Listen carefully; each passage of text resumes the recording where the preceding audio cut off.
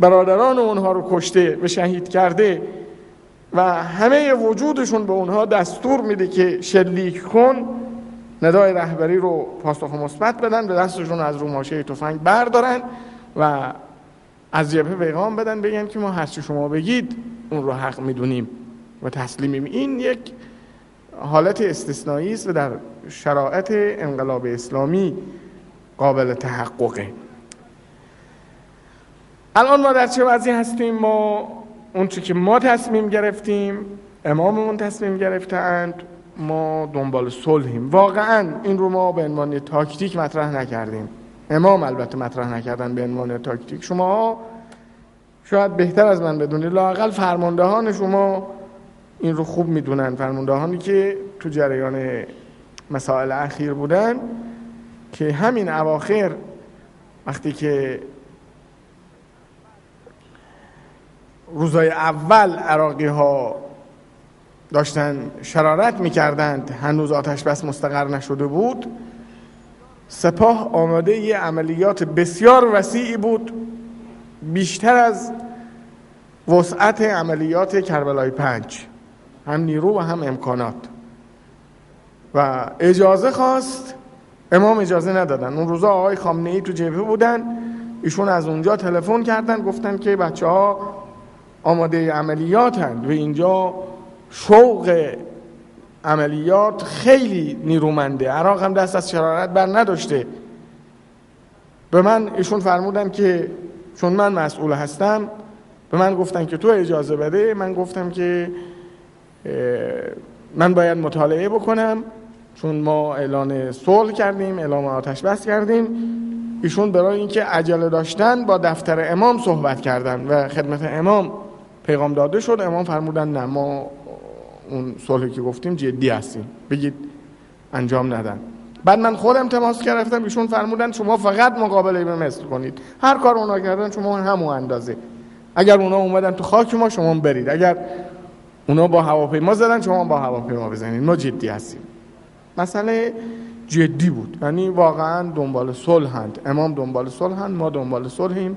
تصمیم گرفتیم. حالا دلیلش چیه؟ بعضیاشو شماها میدونید، بعضیاشو نمیدونید و هنوزم نمیتونیم همه چیزی بگیم. و یک فرمانده نظامی، یک عنصر نظامی این حقیقت رو باید بپذیره که همیشه همه چیز برای گفتن جامعه مصلحت نیست. در زمان خودش گفته خواهد شد. ادله‌ای هست که ما به این نتیجه رسیدیم و فکر میکنیم حق همین است که انتخاب شده. و اما اینکه دشمن ما هم صلح بخواد یا نه برای ما خیلی روشن نیست. دشمن اگر میتونست به جنگ و ادامه بده، قاعدتاً صلح نمیخواست.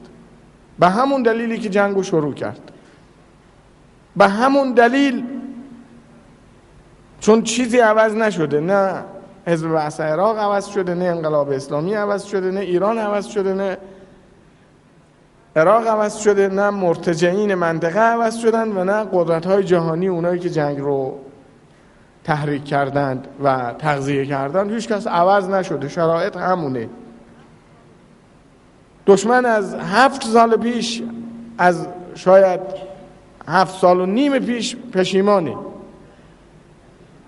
و این چند حرکت نظامی اخیر ماهیت قضیه رو عوض نکرده. دشمن میدونه نه ایران ضعیف شده و نه او قوی شده، همونی بوده که هست. شرایط خاصی بود که یه قطعات تاریخی رو به وجود آورد و خیلی سریع میتونه اگر جنگ ادامه پیدا بکنه برگرده به همون حالت قبلی که دشمن دوباره بره دریوزگی کنه اطراف دنیا که دوباره ایران رو به صلح دعوت بکنه. بنابراین در تحلیل آدم اینجور فکر میکنه که عراق هم آمادگی واقعی برای تداوم جنگ رو نداشته باشه، گرچه عراق یک کشور مستقلی نیست. عراق کاملا وابسته است، شما وابستگیشو میدونید. ممکنه الان در داخل عراق برای حرکت چند هفته‌ای امکانات مستقل وجود داشته باشه، اما این وابسته است. عراق مرزهای قابل استفادهش، خطوط لوله نفتش یا از ترکیه عبور میکنه یا از عربستان عبور میکنه که هر دوشون در اختیار امریکاست، یا بندرهاش یا کویت یا عربستان یا اردن یا ترکیه که همه رو آمریکا درش حاکمیت داره. اسلحه عراق مثل اسلحه ما نیست، جنگ عراق مثل جنگ شماها نیست. خب شما میدونید که عراق هواپیماهاش اگر در یک عملیات پشتیبانی لوجستیکی نشن، در عملیات بعدی دیگه عاجزند. روسیه، فرانسه اگر عراق رو تدارک نکنند، عراق نمیتونه مطمئن باشه به درون خودش. در درون عراق چیز درستی نداره. شمالش رو میدونید چه وضعیه، با بمب شیمیایی مردمش رو سرکوب میکنه و در داخل منطقه های عربی هم وضع بهتر از این نیست. وضع مذهب اونجا به گونه است که عراق نمیتونه به مردم، حاکمیت موجود عراق متکی باشه به مردمش، متکی به سرنیزه و پلیس و استخبارات و ارتش و گارد. بنابراین عراق آزاد نیست تصمیم بگیره. اگر استکبار جهانی ادامه جنگ رو مصلحت بدونه، عراق به عنوان یک مهره عمل خواهد کرد. اگر عراق باشه و خودش و رهبران عراق بخوان برای کشورشون تصمیم بگیرن، اونها از جنگ پشیمانن.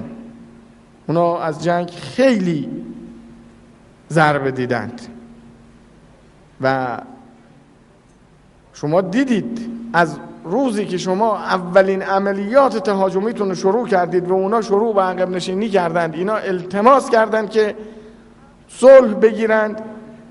7 سال و نیم التماس کردند و حالا رسیدن به اونی که میخواستن. کسی که 7 سال و نیم زیر فشار نیروهای رزمنده ما بوده و الان نفس راحتی میتونه بکشه، به این آسونی نمیتونه گذشته رو فراموش بکنه و درس‌های زیادی گرفته.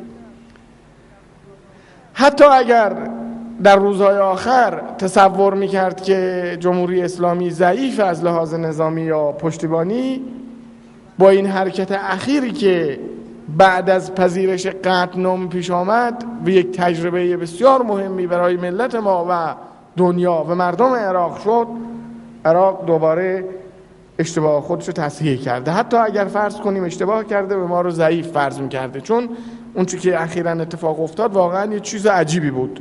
شما دیدید که بعد از این که قطعنامه رو ما پذیرفتیم، عراق احساس کرد که در جبهه دیگه، خب ما که قطعنامه رو اعلام کردیم پذیرفتیم، طبعاً رزمندمون تو جبهه دیگه آماده جنگ نیست، فکر می‌کنه دیگه حالا چرا ما بمیریم، فردا مناس صلح بشه. حتی اگر مناس اسیرم بشه، میگه این بهتره ما اسیر میشیم، دوباره 10 روز دیگه برمیگردیم. یه چنین حالتی برای رزمنده توی جبهه پیش میاد. عراق از این حالت استفاده کرد، اون برنامه وسیع رو با همکاری ضد انقلاب ما که در اونجا هستند شروع کرد که دیدید در جنوب، در غرب، در شمال همه جا تهاجم آغاز کرد و امام یه هشداری به مردم دادن، به ملت ما یک دفعه حرکت کرد. اتفاق عجیبی افتاد. در ظرف چند روز حدود 400-500 گردان نیروی رزمنده کارآزموده جنگ دیده، تدارک شده و نظام یافته وارد میدان شد که گفتم همون عملیات رو بچه‌ها می‌خواستن انجام بدن و فرماندهان ما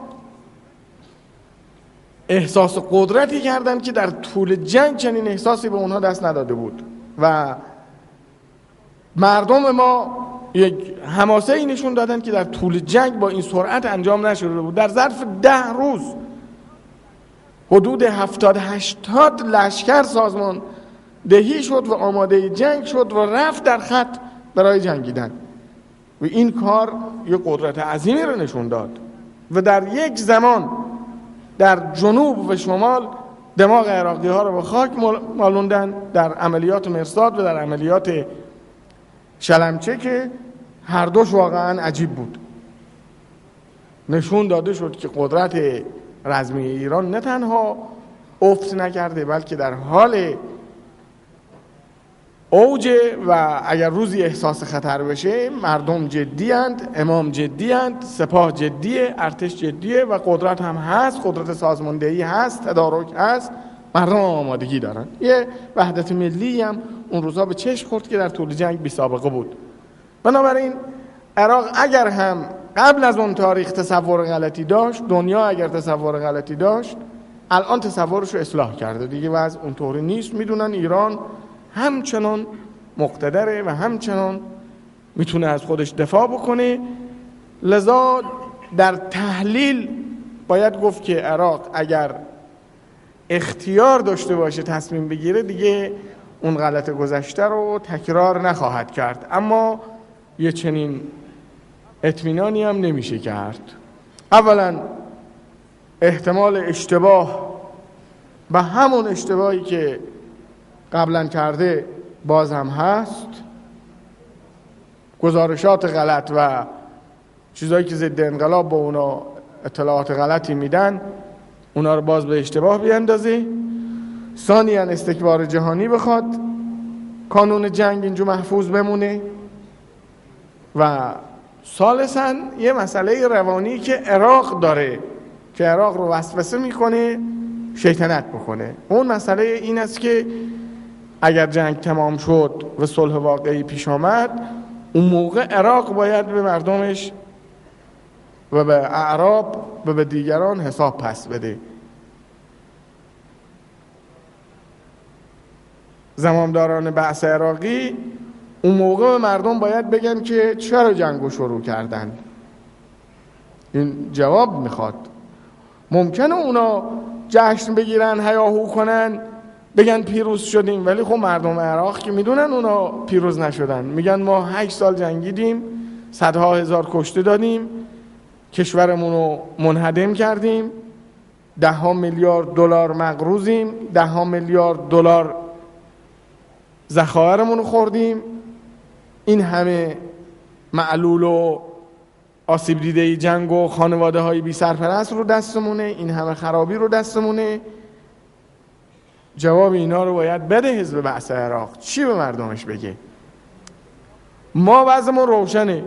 خب ما همه مردممون میدونن، شماها میدونید که ما جنگ بر ما تحمیل شد و ما دفاع میکردیم. البته ما یه شعاری انتخاب کردیم در طول جنگ و اون رسیدن به کربلا و سقوط حزب بعث عراق.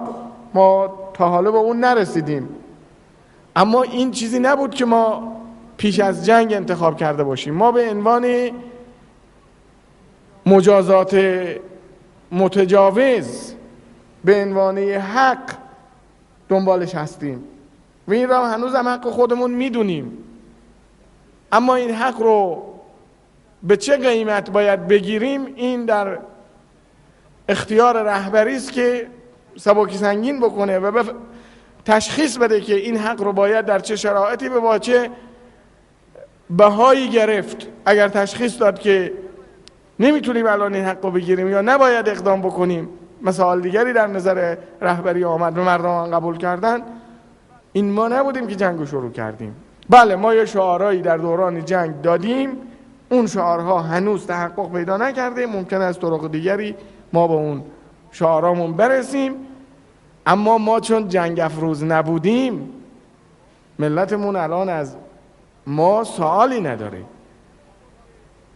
ملت ما ممکنه بپرسه چرا پارسال نپذیرفتید، چرا 3 سال پیش نپذیرفتید، که البته این ما توضیح دادیم چرا نپذیرفتیم و بخشش هم قابل توضیحه. بعد از اینکه جنگ تمام شد